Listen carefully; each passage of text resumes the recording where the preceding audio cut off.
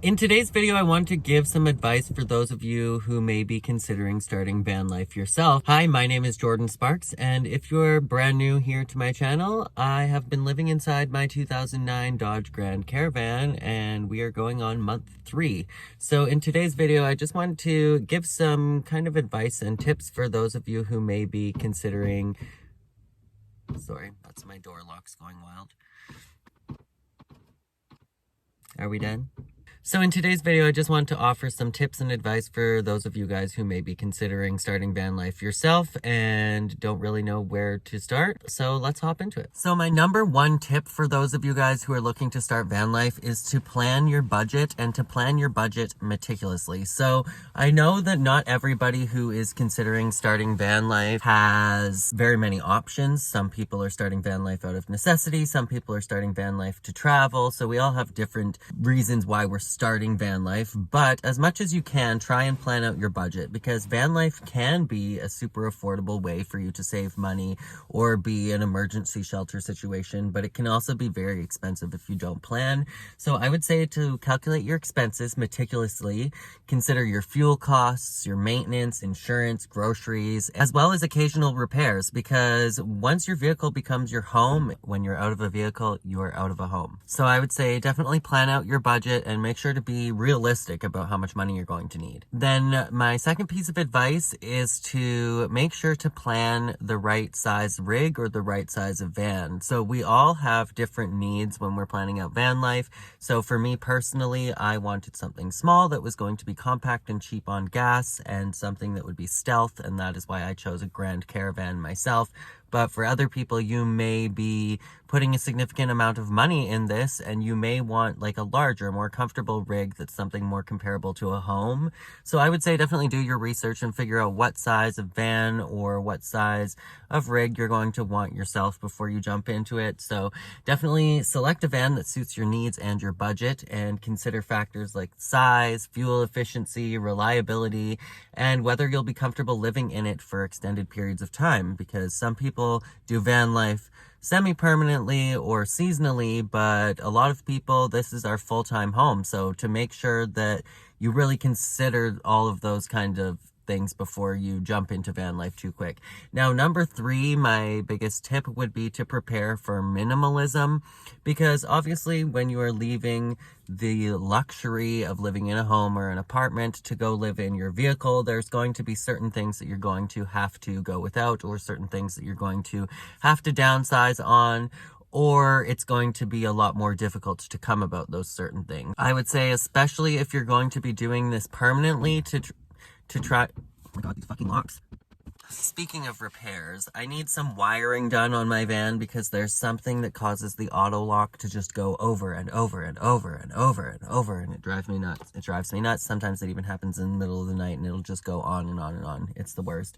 But yes, preparing for minimalism. If this is going to be your permanent space, you're going to want to have as much room as possible. That's going to mean donating everything that you don't need anymore, trying to give away your belongings if you're not going to need them, or prepare for a storage unit, or to have somewhere else that you can store your things while you're doing van life. My next tip would be to learn basic van life maintenance for yourself. So going back to number 1 is that when you're planning a budget and planning for repairs and stuff like that, that repairs can get very expensive if you are outsourcing every little thing. And believe it or not, there's actually a lot of things that we do to our vehicles on a day-to-day basis that you can do yourself and that you can just quickly learn on a Google search. They're not too difficult, and we're typically outsourcing those to a mechanic when we could be doing it ourselves. So I would say things like familiarizing yourself with checking fluids, changing your tires. I probably am going to call somebody to change my tire anyways if it's like a big blowout on the highway, just because I don't want to do it myself. And just like troubleshooting common issues, and that'll save you time and money on the road. My next tip for you guys would be to join a van life community. I personally started this YouTube channel to create my own community for van life, and I watch a ton of other van lifers on YouTube. So my main community is here on YouTube, but I've also joined a ton of different Facebook groups, and you'll find that there are thousands and thousands of other people that are also living this nomadic van life. And no matter where you are, there's people in the UK, the United States, Canada, all over the world that are living in this exact same way. So I think that For one, it's not too difficult to find other people that are also doing van life, but I do think it's important socially to feel like you are part of a community so you don't feel so isolated and you don't feel like you're doing this on your own, because it can be difficult at times. Join van life communities, connect with experienced van lifers. Through online forums, you can learn a lot from other van lifers and people that have been doing this longer than yourself. Social media groups, like I was saying, on Facebook, or you can find Instagram, or I find lots of communities here on YouTube. There's also like Twitter, TikTok. There's van lifers literally everywhere. And local meetups. There's also meetups that I find, especially on Facebook. I find these are more advertised, but there are meetups for van life all over the place all the time, and lots of people that are looking to connect with other van lifers. And I find that speaking to other van lifers, they can provide invaluable support, advice, camaraderie, all those important things. And that leads us to my sixth piece of advice: to test your rig and to test your setup before you head out on the road for full-time van life. Again, I understand that a lot of people are seeking asylum and that they just kind of need to get into it as fast as possible. And for those of you, you do what you need to do. But for the rest of you that do have time to test things out before, if you're, say, living at your parents' house, or you haven't put notice on your apartment or your home yet to move, I would say test out your rig as much as you possibly can. Take your van on shorter little test trips. Test out what it's going to be like to sleep in your van. Maybe try sleeping in your van at a local Walmart. Go to a local park and see what it's like to take out your camping gear and to cook a meal. And maybe even try going to the gym and trying different things that you're going to be doing on van life as well, just to get the feel of it. But mostly just to see how it's going to be functionality wise, if you're going to be able to actually live within your vehicle, and see what kind of adjustments you're going to have to make to your van in order to make it more comfortable or to make it more functional for you to live. I find, especially for a lot of people that watch a lot of van life videos, that they watch all those viral videos for van life builds and van life conversions, and a lot of people go ahead and drop thousands and thousands and thousands of dollars on like buying a new rig and converting their entire rig before they've even tried out one day of van life. And a lot of people, after all of this investment, find that this lifestyle is just not for them. So it's not even just about testing your rig to see if it's going to be functional everywhere, but also to see, is this lifestyle for you? Can you handle living in a vehicle and traveling around? Because it can seem a little glamorized sometimes online, depending on who you're watching, but it's really a totally different lifestyle than living in an apartment or a home. My seventh piece of advice, and this is especially for those of you guys that are planning to travel while living in your vehicle, because you can do van life stationary. I've specifically been staying in Brockville for several weeks now, and you can be also doing van life traveling all over the place. So it totally depends on you and your budget and why you're doing van life. But I would plan out your itinerary. Like, I would have a rough idea of where you're planning to visit, maybe creating a route on how you're going to get there, or multiple different routes if one of your routes seems to go haywire or you need to readjust things. And to try and have the mindset that you're going to remain flexible and just to move with the flow of things if things don't work out exactly how you wanted to, say if there's going to be a road closure. But I would definitely have a plan if you are planning to cross the border into Canada or cross the border into the United States or Mexico.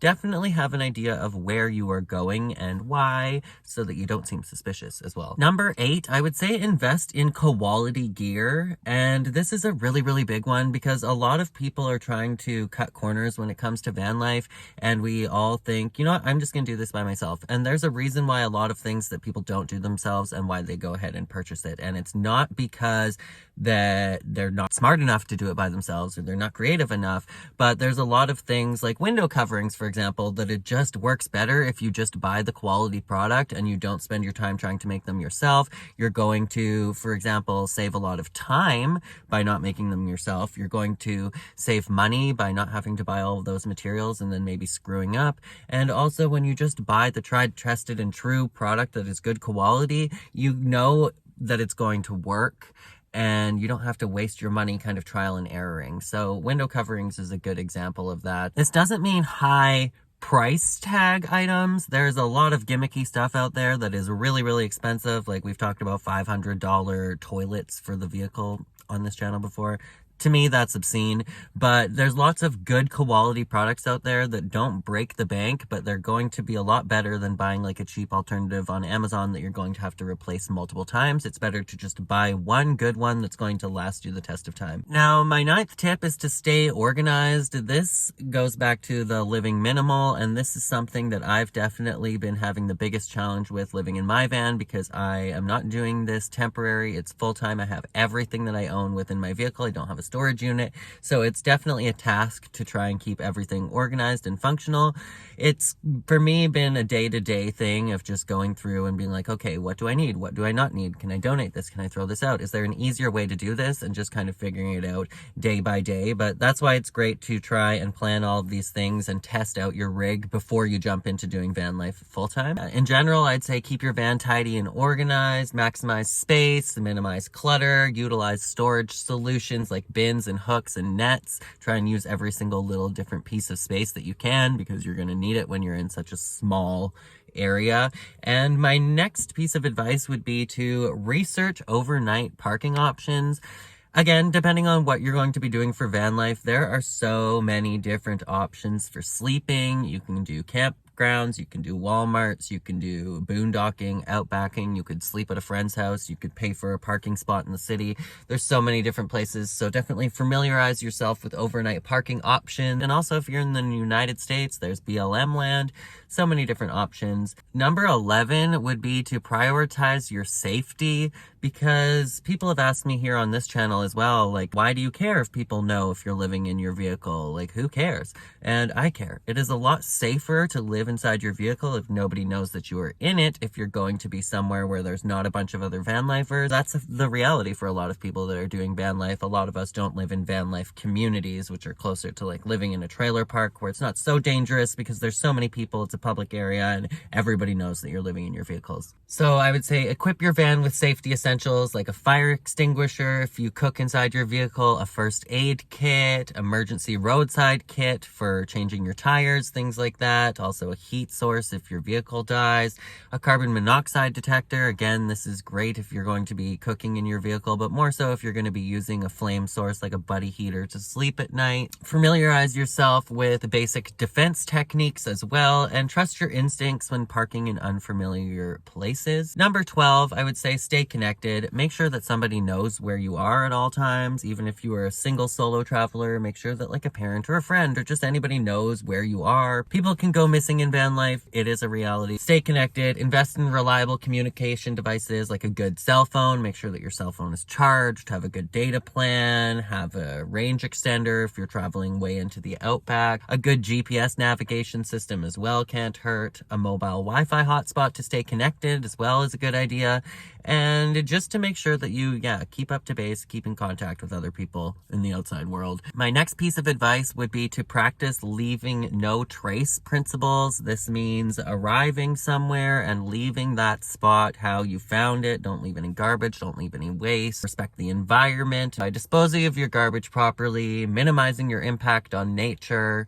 So you don't need to go like dig around and rip leaves off of a tree or things like that. Just kind of respect where you're staying. Think you own whatever land you land on. The earth is just a dead thing you can claim.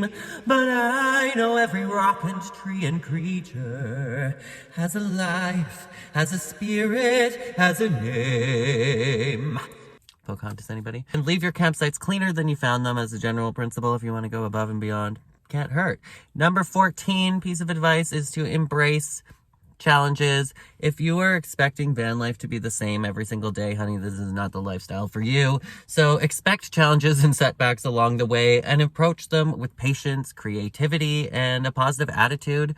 Remember that overcoming obstacles is part of the adventure. Every day in van life is going to be totally different, so just embrace it, honestly. And my last piece of advice is to enjoy the journey. Remember to enjoy the journey and embrace the freedom, the spontaneity, the fact that you moved into your van for a reason. Make the most of it. Embrace that sense of adventure that van life offers. take the time to appreciate the beauty of nature, get out of your vehicle and go experience places, go to the beach, go on a walk, go on a hike, connect with local communities. I've personally been loving going to a bunch of local theater here in Brockville, and that's been entertaining me for this past month. And just cherish the memories that you make on the road. You may be doing this for a couple months, you may be doing this for a couple years, but this may be a unique experience that you're never going to experience ever again. So just try and make the most out of it, try and stay positive. And those are all of my tips for you guys that may be starting out van life or considering a life living in your vehicle. And if you like this video or you found it useful, please make sure to give it a thumbs up. Let me know down in the comments if you have any questions for me, and hopefully I can try and answer those for you guys as well. And subscribe to my channel, hit the bell notification if you're new here, and I will catch you guys in the next one. Happy travels.